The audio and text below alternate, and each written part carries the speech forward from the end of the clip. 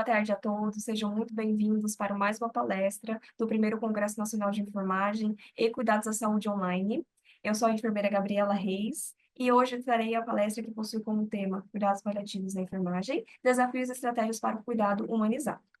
Começarei me apresentando brevemente. Eu sou a enfermeira Gabriela, como dito anteriormente, possuo bacharelado em enfermagem pela Escola de Enfermagem de Ribeirão Preto da Universidade de São Paulo e atualmente eu curso doutorado direto em enfermagem em saúde pública, também pela mesma instituição.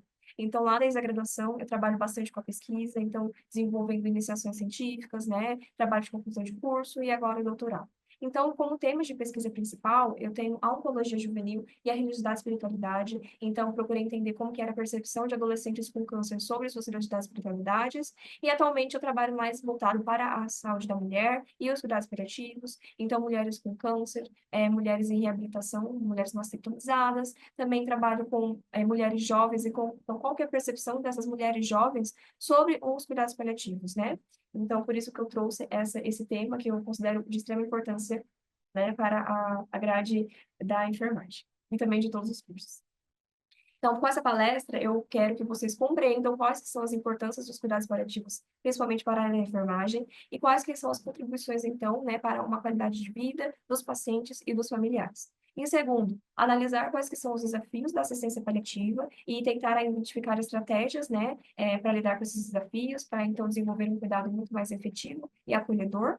Em terceiro lugar, refletir sobre a humanização do cuidado, considerando todos os princípios de éticos, né, boas práticas clínicas, para garantir aí realmente um conforto e dignidade do paciente em cada etapa de sua jornada de vida. Vou iniciar, então, apresentando a querida Dame Cecily Saunders. Essa mulher é a pioneira dos cuidados paliativos. Ela foi enfermeira, assistente social e médica, precursora do movimento do hospice moderno e fundadora do St. Christopher's Hospice em Londres, criado em 1967. Então, a Cecily Saunders, ela trouxe com o seu trabalho uma visão muito ampla, né, dos pacientes. Então, ela pôde observar que pacientes que possuíam muitas dores físicas, né, com o tratamento de analgesia, que foi, no caso, a morfina, quando eles recebiam a analgesia de forma programada ou durante 24 horas, tinha um efeito muito mais benéfico para o alívio da dor do que quando aplicado apenas quando necessário.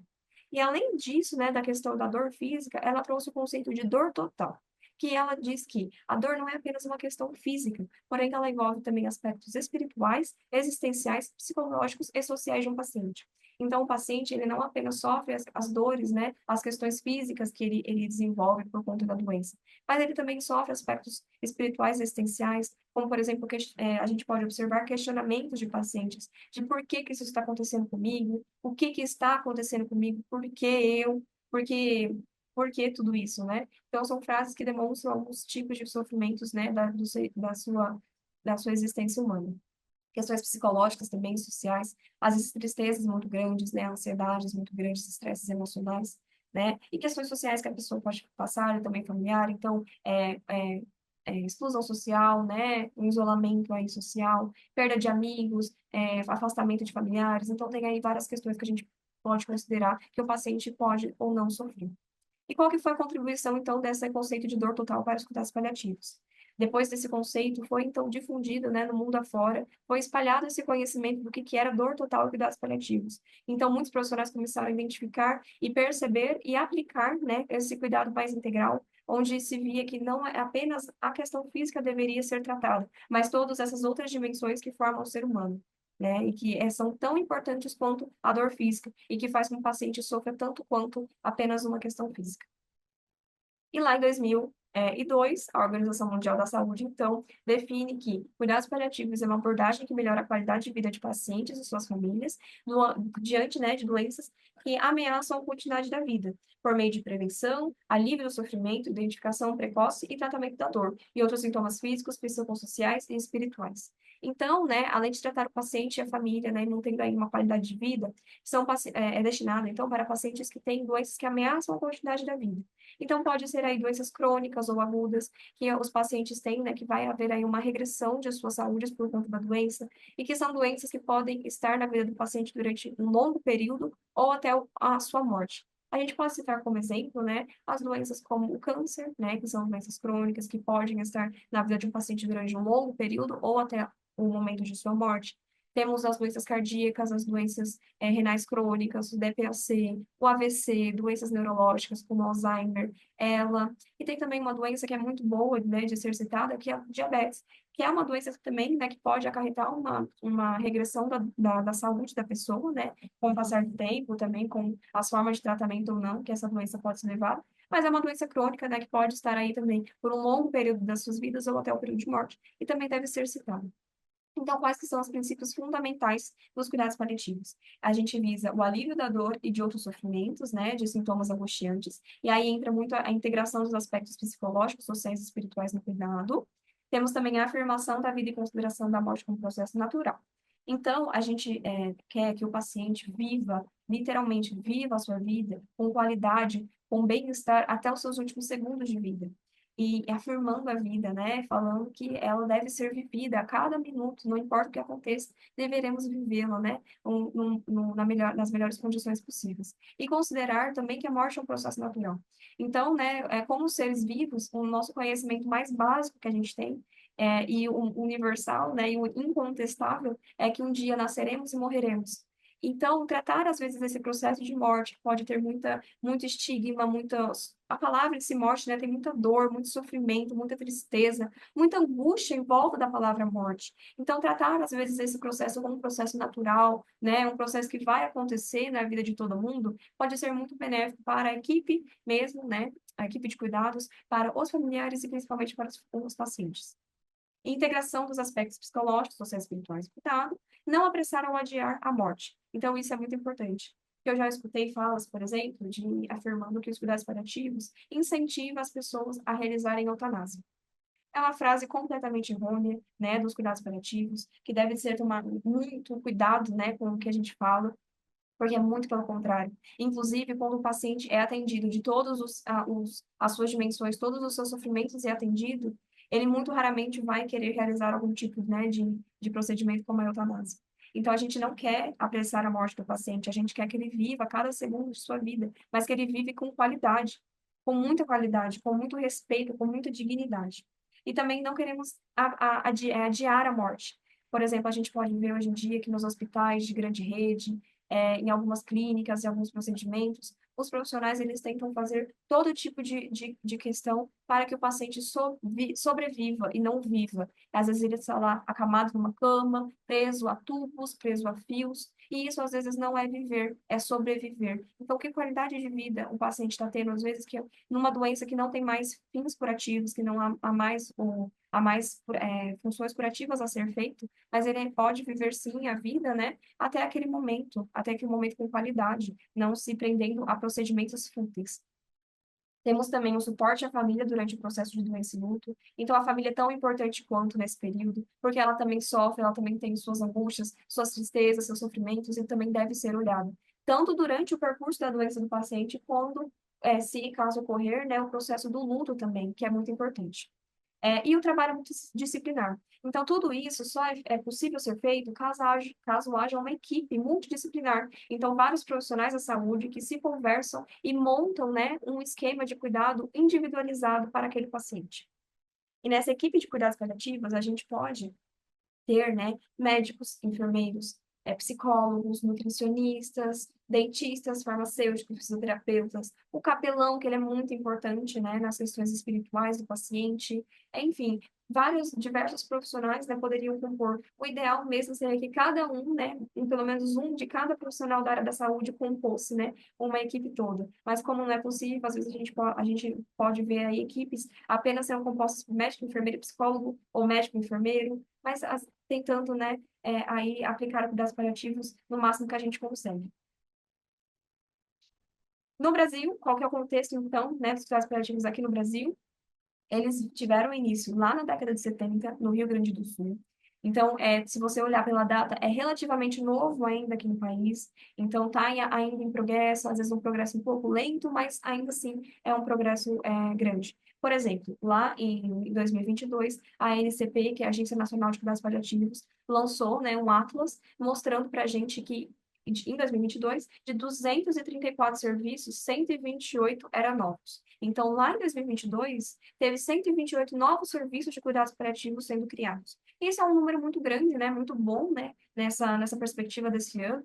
Porém, a gente sabe que cerca de 625 mil pessoas ainda precisam de cuidados paliativos que não são ofertados. Então, mesmo que tenha, né, aí essas 234 serviços, né, de cuidados paliativos, ainda é um número muito pequeno comparado a toda a dimensão que o Brasil é, a toda a área territorial e populacional que o Brasil tem. Por exemplo, se a gente vê aqui a distribuição dos serviços por estado, a gente vê que São Paulo é o estado que fica com mais serviços, 55. Mas se você também olhar bem esse número, né, São Paulo é o estado mais populoso, né, do Brasil e tem uma quantidade bem baixa, né, de serviços comparado ao que seria ideal. Temos também Minas Gerais, aí em segundo lugar, com 22, que já tem cai bastante, né, esse número. Temos lá na Bahia, no Ceará, Distrito Federal, aí com números parecidos. Mas também, em contrapartida, temos, por exemplo, Amazonas, Pará, Tocantins e Roraima, com apenas um serviço de cuidados paliativos no estado inteiro. Então, ainda, né, tem muito a se evoluir o cuidados paliativos no Brasil. Porém, né, aí uma expectativa aí, né, para os próximos anos é que o Ministério da Saúde, ano passado, lançou a Política Nacional de Cuidados Paliativos, a PNCP, que ela é uma política inédita aí no SUS, né, para os cuidados paliativos, e aí tem uma expectativa de habilitar 1.300 equipes, né, e de investir 887 milhões por ano, né, em equipes de cuidados paliativos. Então, isso é muito importante, né, a gente tem aí, então, uma grande esperança de que a gente possa ver as mudanças no âmbito assistencial para que nossos pacientes realmente recebam os cuidados que eles merecem. E quais que são os desafios que os pacientes paliativos, né, podem enfrentar. Aí depois eu vou apresentar o que nós, como enfermeiros, podemos fazer com relação a isso.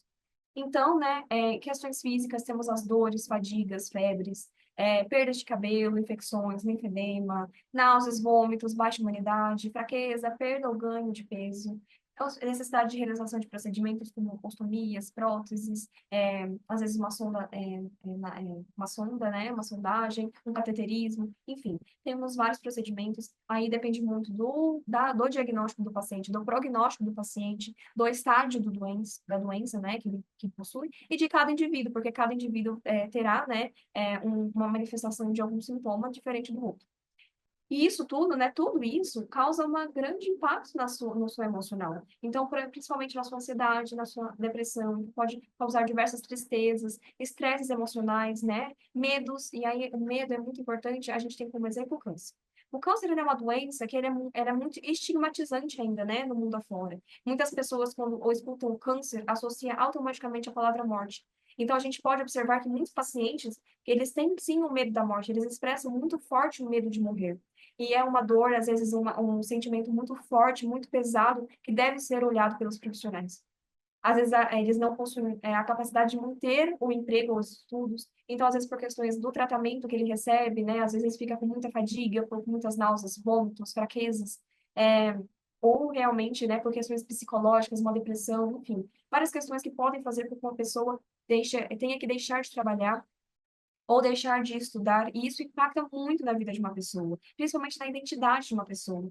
Num dia, ela é uma pessoa super ativa, que vai, estuda, trabalha, vai na academia, vai em algum grupo religioso, tem os seus amigos, sai para restaurante, para cinema, para um barzinho, tem aí toda uma questão, né, familiar, e do nada, né, de um dia para o outro, ela recebe um prognóstico, ela recebe um diagnóstico de uma doença que pode, né, dificultar todo esse processo. Então, é muito impactante para a identidade da pessoa, né? E também para os seus estudos, né? Enfim. E, principalmente, essa questão do emprego pode acarretar uma perda econômica bem significativa. Então, muitos pacientes, né, eles necessitam, né, daquele salário, daquele emprego, para manter uma harmonia econômica em suas famílias. E a falta desse salário pode acarretar também tensões familiares muito grandes, né, e econômicas. Então, também aí é um grande prejuízo. Temos também os sofrimentos espirituais. Então, muitos brasileiros, né, a maioria, inclusive, dos brasileiros possui algum tipo de religião. Então, os pacientes podem demonstrar tristezas, angústias, raivas quanto a essa questão espiritual deles. Então, por exemplo, podemos ouvir frases de questionamentos a divindades, por exemplo, por que isso está acontecendo comigo? O que eu fiz de errado para merecer isso? que pecado eu cometi, ou estou pagando por algum pecado que eu cometi anteriormente. Então, por que Deus fez isso comigo, né? Associa muito a divindades, né? Então, tem muito essa questão e temos que identificar e também validar o sofrimento espiritual, que é tão importante quanto os outros sofrimentos. Temos também isolamento ou exclusão social. Então, às vezes, a paciente se isola espontaneamente, pode acontecer isso. Por exemplo, uma mulher que ela é super vaidosa, então ela se arruma muito, se maqueia, tem a questão com muito cuidado com o cabelo. Um dia ela está assim, no outro dia ela se olha no espelho e está sem o cabelo, né? Então perdeu todos os seus cabelos, ou ganhou muito peso ou perdeu muito peso. Às vezes está com algum procedimento, né, que ela não gosta, por exemplo, uma ostomia, né, que muitos pacientes têm a questão, né, psicológica aí, de autoestima também, com relação a ostomias. Enfim, depende aí muito do caso, né, de cada caso, mas pode impactar muito na autoestima, da identidade daquela pessoa, ela não se reconhecer mais quando ela se olha no espelho. E isso é muito forte. Além disso, também, às vezes, ela sai em ambientes, às vezes, né, em períodos de muito doente, às vezes com queda capilar, né? Ela vai, às vezes, por exemplo, no supermercado, num shopping, ela recebe olhares de julgamento ao redor. Isso impacta muito no aspecto psicológico daquela paciente. Ela recebe olhares, às vezes, de medo, de tristeza, de angústia. Então, isso pesa muito. Às vezes, a pessoa já não está se sentindo bem e esses olhares pioram a situação toda. Então, ela acaba preferindo se isolar para, às vezes, não receber esse julgamento da população. E tem também, né, as questões de baixa imunidade, de infecções, que os pacientes, às vezes, eles realmente têm que se isolar por um momento. Isso pode impactar também, porque, às vezes, como eu disse, a paciente vai para restaurante, para barzinho, para cinema, tem seus amigos, tem suas rotinas, e do nada para tudo isso. Então, impacta também no psicológico da pessoa. E além disso tudo, o paciente também pode sofrer com reincidivas, metástases ou complicações graves. Então, metástases e reincidivas é mais na questão do câncer. Então, às vezes, olha que impactante. O paciente passa por tudo isso. Passa por todo um tratamento, às vezes um tratamento de anos, e aí recebe a cura, a tão sonhada cura. E fica curado por um tempo, às vezes até por anos, né? E aí, do nada, faz lá um exame e descobre que o câncer voltou. E às vezes voltou mais agressivo do que era antes. E às vezes mais espalhado também do que era antes, como o caso das metástases. E outras doenças também, né, que podem aí ter uma complicação, sequelas graves, né, por exemplo, AVC, que tem sequelas graves que vai, né, dificultando a vida da pessoa cada vez mais. E são questões muito graves que os pacientes podem enfrentar. E, né, qual que é, então, a atuação da enfermagem nos cuidados paliativos? Como somos os profissionais que estão praticamente 24 horas em conjunto com os pacientes, porque estamos lá na enfermaria, então sempre temos, né, aquele contato com a monitorização, com a administração de medicamento, então estamos ali muito mais, né, do que alguns profissionais com os pacientes. Então a gente pode desenvolver atuações de assistencial, gerencial e educacional, que eu vou destrinchar um pouquinho mais agora com vocês. Então, na questão assistencial, o enfermeiro, né? O enfermeiro, pessoal, e também os técnicos de enfermagem, os auxiliares, tá? A equipe inteira de enfermagem, né?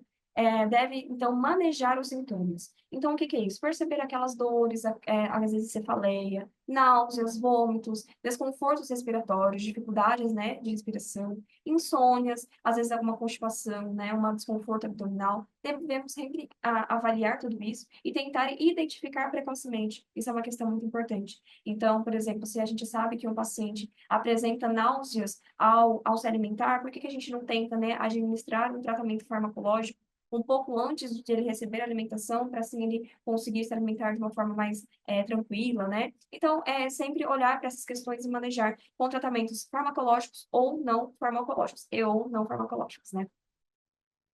E aí também temos a questão da higiene do conforto, então realizar a higiene corporal, seja no chuveiro, seja no leito, realizar também a higiene bucal, que é muito importante, às vezes esquecida por alguns profissionais e também familiares, né? Realizar a mudança de decúbito, então deixar esse paciente mais confortável, qual a posição que ele preferir, se ele quer ficar deitado, se ele quer ficar sentado, se ele quer ficar com as costas mais eretas ou menos eretas, enfim. E a mudança de decúbito, ela também influencia extremamente na prevenção de lesões, principalmente na lesão por pressão.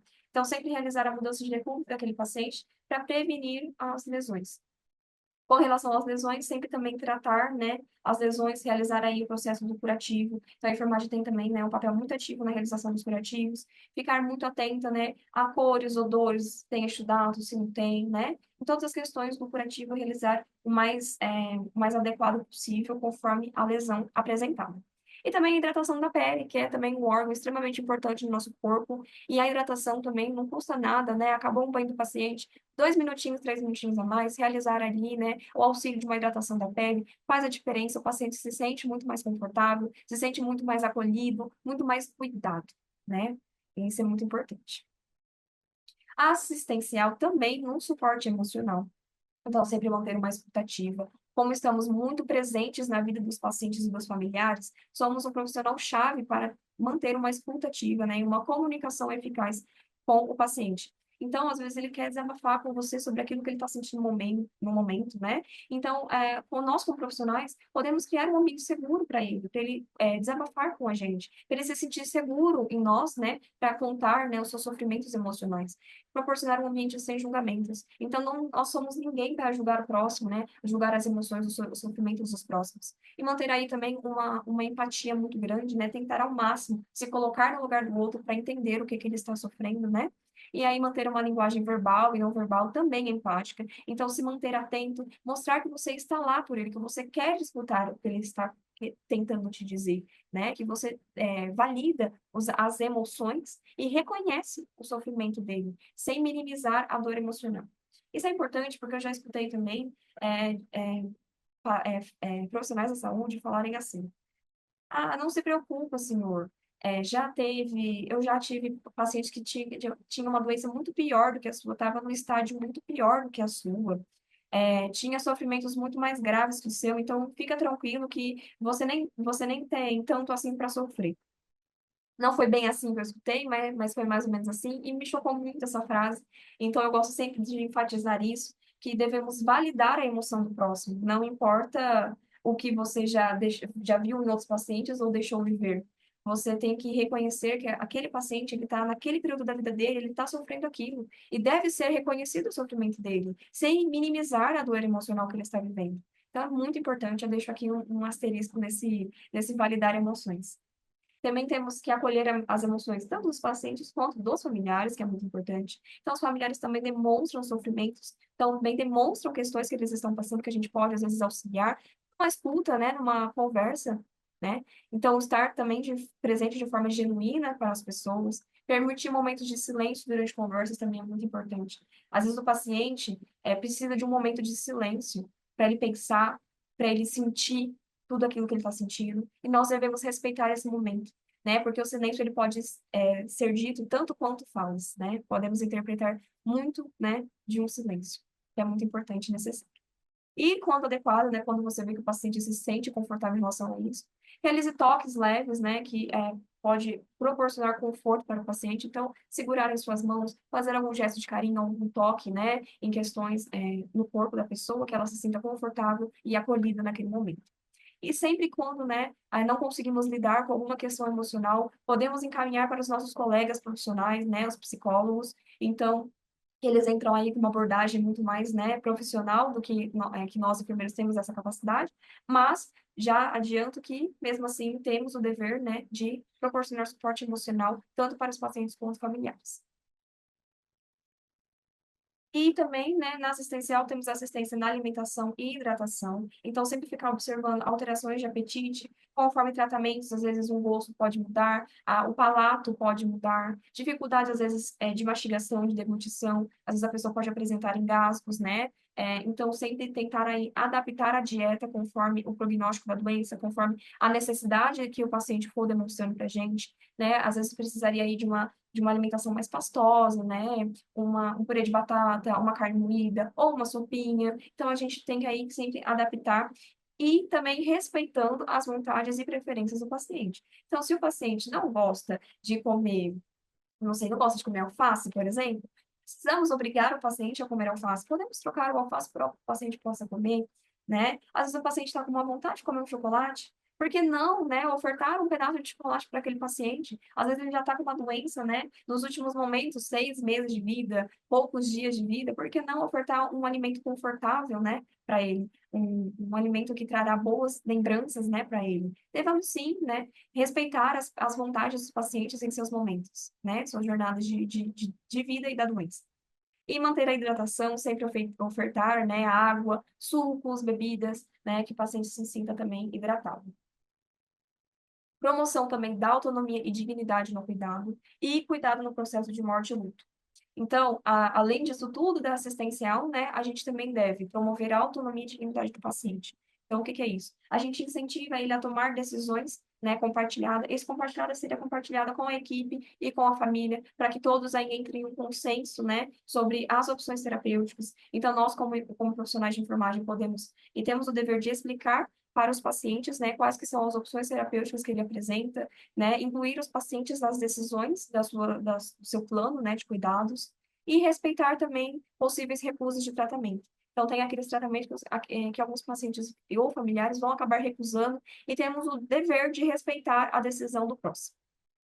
Adaptar também o cuidado, isso é muito importante. Então, às vezes, o paciente não quer permanecer no ambiente hospitalar, ele quer permanecer no conforto do seu domicílio. Então, por que não adaptar, né, as medicações, por exemplo, para, né, a via oral, por exemplo, para que ele possa tomar a medicação em casa, vir ao hospital só quando necessário, né? Então, permanecer no ambiente onde deseja, manter as rotinas desejadas. Então, por exemplo, o paciente ele quer dormir tarde e acordar tarde. Vamos montar um plano de cuidados com que ele possa dormir tarde e acordar tarde. Às vezes ele tem uma novela que ele gosta de assistir, que passa tarde, deixa ele dormir a hora que ele quiser. A gente pode montar um plano que vai balancear toda a questão da rotina que ele deseja.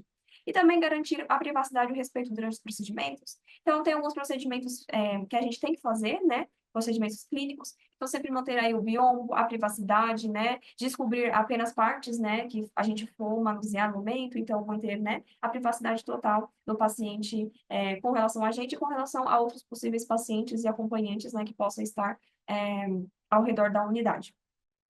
Acompanhamento, né? No processo de morte e luto. Então, acompanhar o fim da vida. Então, a gente mantém aí como profissionais um controle rigoroso da dor, porque a gente não quer que o paciente tenha seus últimos momentos de vida com dor. A gente não quer dor nesse momento, a gente quer conforto, o máximo que a gente conseguir oferecer. Então, um controle muito rigoroso de analgesia, um ambiente acolhedor e tranquilo, para que esse paciente possa ter uma passagem, né, de vida muito mais tranquila, tanto ele como com seus familiares, e também ter aí uma comunicação humanizada sobre a evolução da doença. Então, comunicação de más notícias, né, deve ser aí de uma forma muito calma, muito clara e também muito humanizada. E também a gente tem o apoio à família durante o processo de luto. Então, o luto ele começa lá na aceitação da morte. Então, explicar para o paciente, né, colocar que a morte também é um processo natural, que vai acontecer, que é o percurso natural da vida, né? Às vezes você está lidando com um paciente, um familiar, que foi a mãe, o pai que morreu. Então, tentar explicar que é o natural da vida, né? Enterrarmos os nossos pais, mesmo que seja uma situação extremamente sofrida, triste, mas é um processo natural. E se aceitarmos com mais leveza, fica mais fácil de lidar. Respeitar o momento de despedida. Então, às vezes o paciente já faleceu e o familiar quer permanecer com ele durante um período, respeite esse momento. É importante para o momento de despedida, para o processo do luto do familiar. É muito importante, então vamos respeitar esse momento. E também informar os trâmites legais e administrativos. Então, como enfermeiros, a gente tem também essa obrigação de falar o que, que vai acontecer a partir de então, em questões de funerária, de para onde que o corpo vai, né? Como realizar, né, os trâmites legais, as documentações. Então, tudo isso é também capacitação da enfermagem realizar. Gerencial aí, né, a gente tem também aí a organização e coordenação do cuidado. A gente sabe que o enfermeiro, né, ele administra muita coisa e ele coordena a equipe de multiprofissional, na maioria das vezes. Então, por ser o profissional que está com maior contato com o paciente, ele tem, e também está ali como ponto-chave, um ponto fixo na enfermaria, onde muitos profissionais vêm e conversam, né, com o enfermeiro para saber como que o paciente está. Então, o enfermeiro acaba sendo um ponto-chave de comunicação multiprofissional entre os profissionais de saúde. E aí causa aí uma comunicação mais eficaz, né, um balanceamento, né, melhor das questões do plano de cuidados, né, na montagem do plano de cuidados do paciente. E, novamente, aí, a elaboração do plano de cuidados individualizado. Então, tomando as melhores condutas, né, considerando todas as dimensões, né, psicossociais, espirituais, existenciais que o paciente demonstra. Garantir o uso adequado de recursos, materiais e medicamentos. Então, por exemplo, vou administrar uma medicação. Cheque 2 vezes, 3 vezes, sempre importante, né? Principalmente quando a gente está tratando aí de medicamentos mais fortes, né? Então, sempre aí fazer essa dupla checagem. Implementação de protocolos paliativos, então, tentar seguir, né, cuidados especializados, cuidados realmente paliativos, então, procurar entender mais sobre o assunto, realizar palestras, cursos, congressos, né, como esse, para ter mais informações de como oferecer um cuidado mais paliativo, né, para o paciente e facilitação da comunicação entre equipe, paciente e família.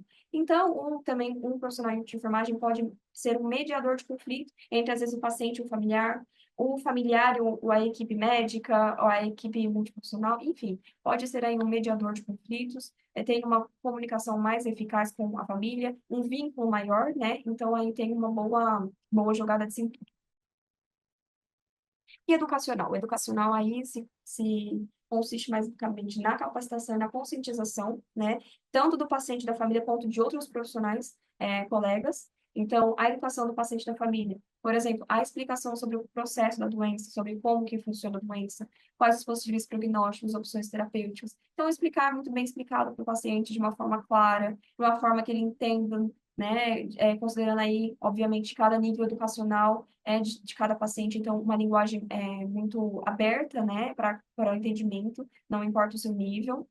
Manejo dos sintomas e cuidados, então às vezes o paciente vai para casa com algum cuidado deve ser feito, por exemplo, troca de ostomia. Então explicar para o paciente e para o seu familiar, né, que ficará responsável, como que faz esse processo. Então realmente a capacitação para realizar procedimentos e apoio na tomada de decisões. Então, às vezes, o paciente, por exemplo, ele recusa um tratamento, apoia a tomada de decisão, né, desses familiares, desses pacientes, para que você seja realmente um profissional apto, um profissional de exemplo e um profissional de referência para os pacientes familiares, para que eles possam se sentir realmente confortáveis com vocês, né, sempre mantendo aí uma empatia e sem julgamentos. E também a gente tem a função de capacitar a equipe de enfermagem, então, como a gente tem aí um grande contato, né, com a educação, podemos realizar treinamentos sobre melhores práticas de cuidados paliativos, por exemplo, para os nossos técnicos, a nossa equipe, né, atuar também na desmistificação do tema. Por exemplo, aquele que eu falei que os cuidados paliativos, eles influenciavam na escolha do paciente de receber eutanásia. Então, desmistificar coisas errôneas como essa, né, e colocar, né, as funções corretas dos cuidados paliativos e a sensibilização, que é todo esse percurso de jornada do paciente, né, todos esses desafios que os pacientes têm que enfrentar, que são muito complicados, tanto eles como os familiares, sensibilizar, então, os profissionais para garantir aí um cuidado muito mais humanizado para os nossos pacientes. E será que é fácil fazer tudo isso? Falei muito até agora, né? O enfermeiro faz muita coisa, o enfermeiro, ele tá a todo tempo fazendo algo, né, pelo paciente, pela sua equipe, e não é fácil fazer tudo isso, não é simples, e a gente vai, então, agora ver um pouquinho dos desafios de fazer tudo isso. Então, a gente pode lidar com desafios emocionais. Então, a convivência constante com a morte e o sofrimento pode ser angustiante para alguns profissionais.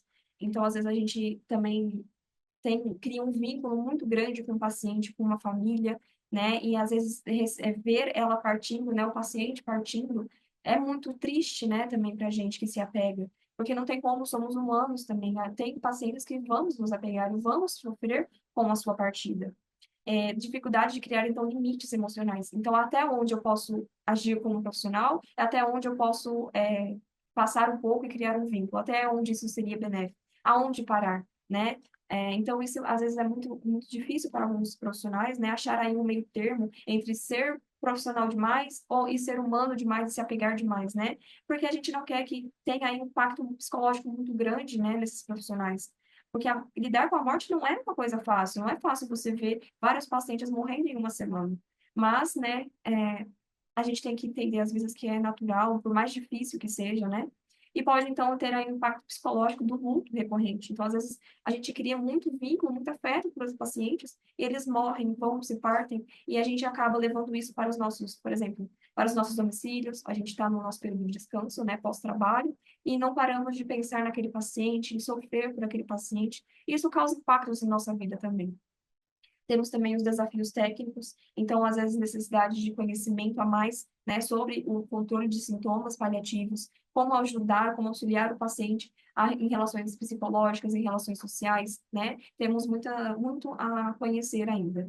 Comunicação de más notícias também é uma questão técnica complicada, muitos profissionais não possuem, né, essa habilidade de comunicar, né, as más notícias de forma clara, de forma tranquila, né? Equilíbrio também entre intervenções paliativas e fúteis. Então, até onde eu posso fazer uma intervenção, não ultrapassando o ponto dela ser fútil, mas ainda assim ser uma questão paliativa. Então, muitos profissionais ainda podem ter questões, em relação a onde parar de tratar, até quando tratar, né? Que é uma questão realmente pesada.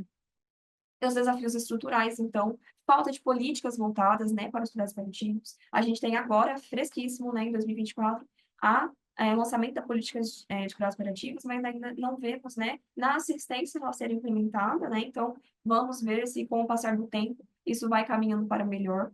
Também temos carências de equipes multidisciplinares, né, no SUS, então, a gente vê que não existe muitas equipes de cuidados paliativos, e às vezes as equipes de cuidados paliativos que tem, às vezes é composta por um médico, ou por um médico e um enfermeiro.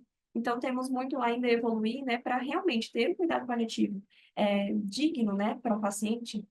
Deveria ter pelo menos um profissional de cada área, né, para atender aí, tentar atender aí todas as, as dimensões que o paciente apresenta. E às vezes lidar com apenas dois membros na equipe inteira para cuidar de todas essas dimensões pode ser também algo que sobrecarregue os profissionais. E também tem os desafios éticos. Então, por exemplo, decisões sobre tratamentos. Às vezes um profissional ele tem uma crença, né, uma opinião, e às vezes ele fica impactado com, às vezes, uma decisão de um paciente de não continuar com o tratamento, por exemplo. Então, a gente tem que lidar também com questões éticas pessoais. E conflitos sobre prolongamento da vida e conforto do paciente, né? Como eu disse, às vezes o profissional ele tem a crença, né, o valor e a opinião de que a vida deve ser vivida até o momento que ele tem, que ele deixa de ter qualidade de vida. Ou não, às vezes ele gostaria que o paciente vivesse até o último segundo de vida, não importa como que ele esteja vivendo no momento. Então, temos aí as questões de valores e crenças pessoais também influenciando para o nosso cuidado de enfermagem. E, e quais que são, então, as estratégias que a gente pode fazer para tornar esses desafios um pouco mais leves, né, de ser mais leve, mais simples de serem cuidados, né, e também proporcionar um cuidado muito mais humanizado para o nosso paciente. Vamos ver. Então, para o cuidado profissional, a supervisão emocional e suporte psicológico é muito importante. Então, sempre ter aí um profissional referente para cuidar do seu psicológico. Treinamento, né, e manejo do luto também é muito importante. Então, realizar cursos, né, treinamentos realmente para que você possa aí, separar um pouco aí do profissional e do pessoal. E também praticar sempre autocuidados e limites profissionais. Então, saber os nossos limites para que não sobrecarregamos, né? Porque também somos humanos, além de profissionais, somos humanos. Então, a gente também tem que reconhecer os nossos limites e respeitá-los. Capacitação e comunicação, então, realizar sempre uma capacitação contínua em controle de sintomas, né? Saber como cuidar dos manejos, né, dos sintomas. Treinamento também de comunicação compassiva, então, sobre más notícias, como que eu posso dar essa notícia, né, de forma mais clara, de forma mais tranquila. Tomada de decisão baseada em evidências. Então, todos os cuidados que você for prestar com o paciente, toma eles baseado em evidências científicas, que é onde a gente tem base realmente para o cuidado, né? E fortalecimento estrutural também é muito importante. Então, engajamento em movimentos para ampliação dos cuidados paliativos. Podemos aí ingressar, né, em ligas acadêmicas, em congressos, tentar participar de todos os movimentos possíveis para integrarmos um pouco aos cuidados paliativos. Então, temos também a participação da enfermagem na construção de fluxos e diretrizes, né, para os cuidados paliativos, o que é muito importante, porque o enfermeiro, ele, como dito, né, ele é o profissional que mais tem contato com o paciente. Então, sabemos como construir fluxogramas, né, e diretrizes para um melhor cuidado e cuidados paliativos com o paciente. Então, sempre estar ativos nessas questões, né? E também o estímulo ao trabalho multiprofissional. Como somos o profissional eixo de todo o cuidado multidisciplinar, também incentivar os nossos colegas profissionais no cuidado também é muito importante, né? Para ter aí um conjunto e não sobrecarga, né, de um cuidado para um profissional apenas.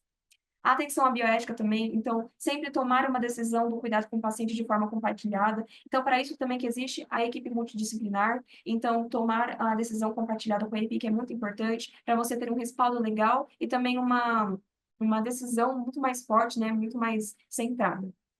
Mediação de conflitos, então sempre tentar mediar os conflitos existentes, às vezes entre pacientes e equipe, às vezes os nossos próprios conflitos com as escolhas dos pacientes, então sempre tentar aí manter, né, a nossa calma, a nossa mediação.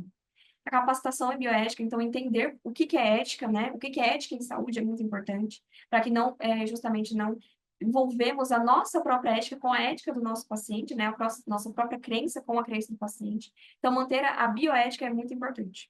E, obviamente, sempre manter aí o registro de enfermagem detalhado, para que tenhamos uma segurança, para que os pacientes e os familiares tenham segurança, e para que também o cuidado seja contínuo e integral, e considerando todas as equipes, para que todas as equipes consigam analisar o que está sendo feito e planejar o cuidado de forma muito mais integral. Então, eu trago como conclusão, né, que a enfermagem ela não trata apenas as doenças que o paciente demonstra, né? Ele não trata apenas as questões físicas, a gente acolhe muito o paciente, a gente acolhe as histórias, os medos e as esperanças do paciente. Isso é muito importante. Somos profissionais eixo, né? Somos profissionais alvos dos pacientes familiares. A gente mantém, né, um acolhimento, um vínculo muito grande com eles, e isso é muito importante. Mesmo quando não há possibilidade de cura, sempre há espaço para aliviar, confortar e respeitar a dignidade do paciente. Então, não é porque ele está em processo de morte e nos processos de fim de vida que ele deve ser deixado de lado, muito pelo contrário. É aí sim que ele tem que ser olhado muito mais, para que ele tenha um alívio de todos os sofrimentos que ele tiver. Não importa seja físico, espiritual, emocional, tem que ter aí um acolhimento do paciente e do familiar, para que ele morra com dignidade, com qualidade de vida, com conforto. Também estar presente na jornada final de alguém é algo a ser privilegiado, é um privilégio e exige muita sensibilidade, ética e compromisso. Isso também é muito importante, porque não é brincadeira.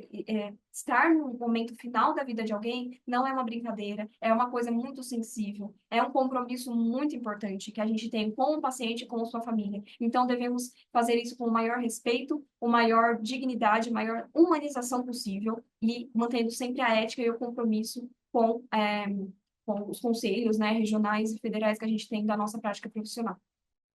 E uma frase também impactante aí: o verdadeiro impacto do nosso cuidado não está apenas na técnica, mas na conexão humana que criamos. Então, pessoal, cuidar de um paciente não é apenas cuidar do que ele está, dos sintomas que ele está demonstrando. É realmente fazer um vínculo, uma conexão de almas. Isso sim é um cuidado totalmente humanizado, totalmente integral que a gente pode oferecer aos nossos pacientes. Estar por eles de forma empática, entender, validar o que eles estão passando, né? E tentar, de todas as formas possíveis, tentar aliviar o sofrimento deles. É muito, muito importante. E é papel da enfermagem como de outros profissionais também. E, como fim aqui, eu vou trazer uma frase da Cicely Saunders, que é muito, muito linda. A maneira como as pessoas morrem permanece na memória daqueles que estão vivos. Então, a forma que você cuida de um familiar, a forma que você cuida de uma pessoa, sempre será lembrado na memória daqueles que permaneceram vivos. Então, quando você cuida de uma mãe, o filho dela sempre lembrará que você cuidou daquela mãe de forma clara, de forma empática, de forma digna, de forma respeitosa. Então, vamos cuidar dos seus pacientes, vamos cuidar de forma humana. Somos humanos, vamos tratar eles como gostaríamos de ser tratados. Para que, sim, também mantemos, né, a visão de que a morte é uma coisa natural na vida, na memória daqueles que permanecem. Então, essa frase é uma frase impactante que eu deixo aí de reflexão para vocês. Essas são as minhas referências para a aula de hoje e meu muito obrigada. Caso gostarem de entrar em contato comigo, deixo aí o meu e-mail disponibilizado, podem mandar perguntas, questionamentos e reflexões, que eu ficarei muito feliz em responder. E eu agradeço muito pela aula de hoje e tenho uma boa continuidade do congresso.